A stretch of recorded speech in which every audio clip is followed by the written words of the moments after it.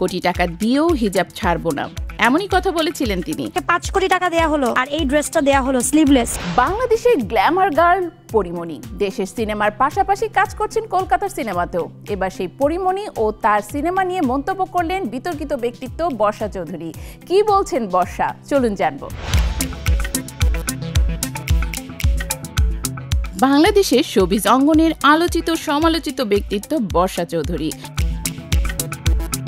5 কোটি টাকা দেয়া হলো আর এই ড্রেসটা দেয়া হলো স্লিভলেস। কোটি টাকা দিয়েও হিজাব ছাড়বো না, এমনই কথা বলেছিলেন তিনি। তবে এই কথা তিনি আবেগ এবং মানসিক অবস্থা স্বাভাবিক ছিল না বিধায় বলেছিলেন।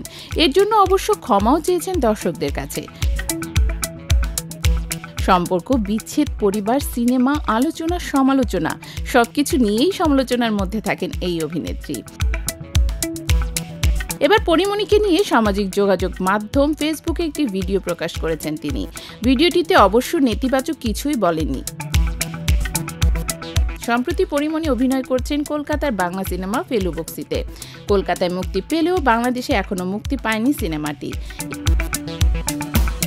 এর আগে এই সিনেমার জন্য ভিসা জটিলতাতেও পড়তে হয় অভিনেত্রী পরিমণিকে।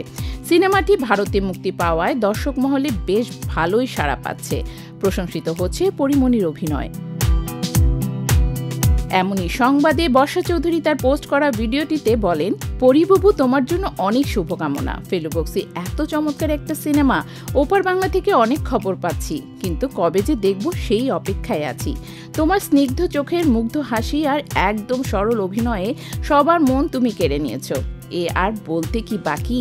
ছোট বোন তোমার বর্ষার পক্ষ থেকে, তোমার আরেকটি নানার পক্ষ থেকে অনেক ভালোবাসা, অনেক শুভেচ্ছা।